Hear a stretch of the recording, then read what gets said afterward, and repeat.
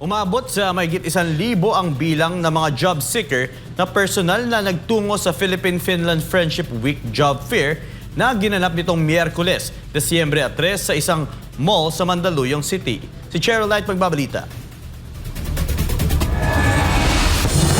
Sarado pa ang mall, mahaba na ang pila ng mga aplikanteng sabik makakuha ng oportunidad sa Finland.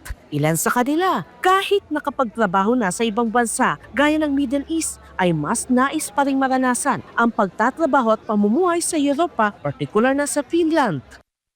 Siyempre po yung Finland kasi part siya ng Europe kaya nag-expect ang bawat isa sa amin na malaki yung salary. At siyempre ang nature doon mas iba kaysa yung mga previous naming bansa na napuntahan. Tulad nga yung Middle East ay medyo mainit siya.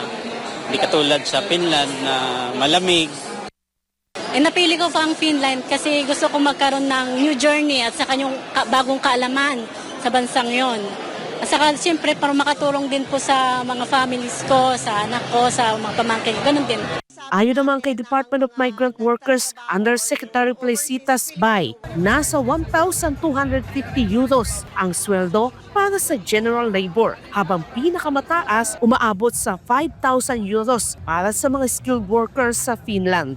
Walang placement fee para sa mga nagnanais makapagtrabaho sa Finland. No placement fee. So yun ang ating polisiya.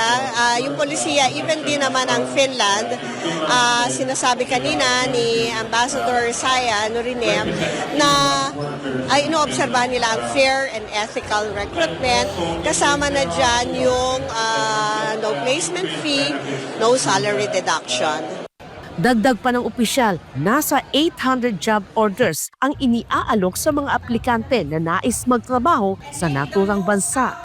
So mga welders, mga pipe fitters, installers, fabricators, meron din sa service at meron ako kaninang nakita na sa cleaning. But most or majority of the opportunities that we have are for the manufacturing sector. Sa kasalukuyan, nasa 15,000 na mga Pilipino ang naninirahan sa Finland. Mula sa bilang na ito, tinatayang 5,000 ay overseas Filipino workers. Karamihan ay nasa sektor ng healthcare, service industry at manufacturing.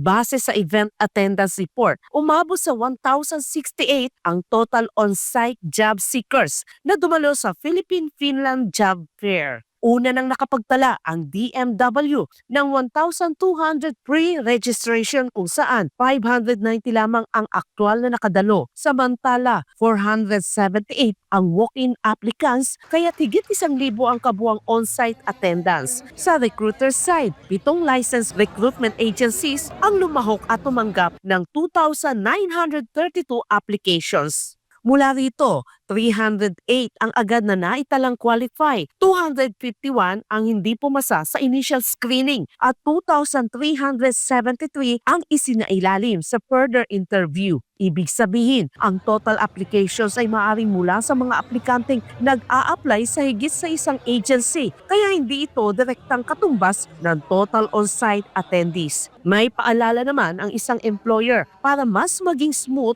ang proseso ng aplikasyon. Kung ano po yung ina-apply niyong trabaho, dapat yun din po yung experience. Hindi ko pwedeng, pwede ako dyan or willing to be trained. Number 2 po, dapat ang mga aplikante po natin ay ready ang passport, ready ang NBI clearance, ready po ang educational credentials. Kasi karamihan po ng mga employers ngayon, kagaya ni Rebecca, mas priority po namin pag may passport na kayo.